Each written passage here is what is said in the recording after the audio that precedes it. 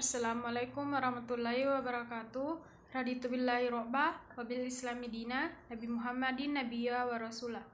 Perkenalkan, nama saya Andi Citra, NPM 099150419018,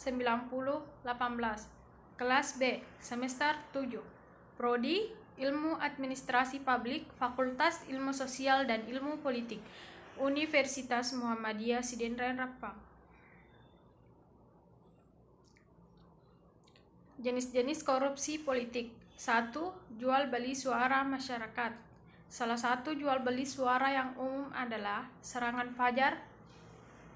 Ini adalah istilah yang digunakan untuk praktik bagi-bagi uang oleh kadar partai kepada warga di pagi hari sebelum pencoblosan. Tindakan ini dilakukan untuk mempengaruhi keputusan warga dalam memilih modus juga beli suara.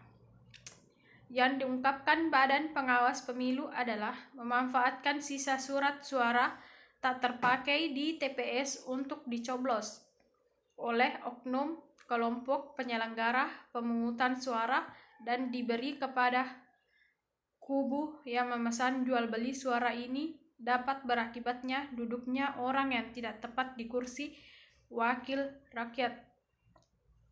Anggota dewan yang melakukan jual beli suara berpeluang besar korupsi untuk mengembalikan modal besar yang dikeluarkan pada pemilu.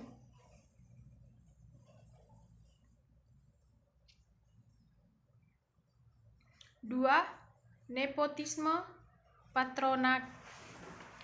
Nepotisme politik adalah pemberian perlakuan istimewa kepada keluarga atau kerabat dalam kekuasaan politik tertentu, baik di legislatif, eksekutif maupun yudikatif.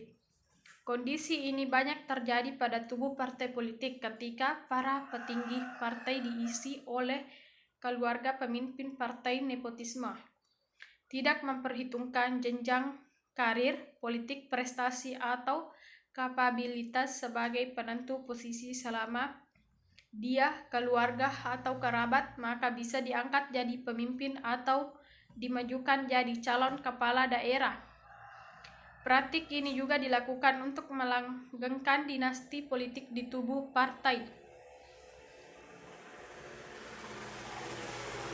3. Penyuapan.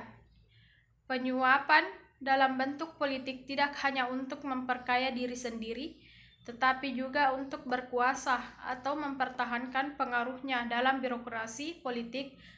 Suap politik misalnya terjadi ketika seorang politisi menyiapkan lembaga penyelenggara pemilu untuk memenangkan dirinya dalam pilkada atau pemilu. Kong kali kong antara politisi dan lembaga penyelenggara pemilu ini adalah bentuk korupsi dalam sektor publik. 4.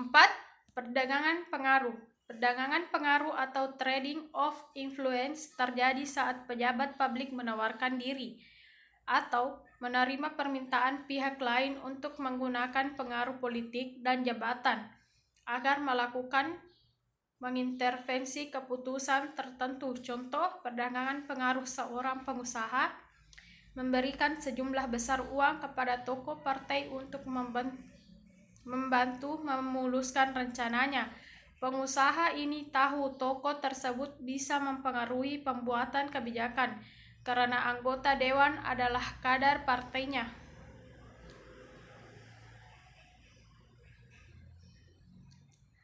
Artidjo mengartikan korupsi politik sebagai korupsi yang dilakukan oleh presiden, kepala negara, ketua atau anggota parlemen, dan pejabat tinggi pemerintahan. Korupsi ini terjadi ketika membuat keputusan politik menggunakan kekuasaan politik yang mereka pegang untuk mempertahankan kekuasaan, status, dan kekayaan mereka. Pelaku korupsi ini memanipulasi institusi politik dan prosedur sehingga mempengaruhi pemerintahan dan sistem politik. Undang-undang dan regulasi disalahgunakan, tidak dilakukan secara prosedur, diabaikan atau bahkan dirancang sesuai dengan kepentingan mereka.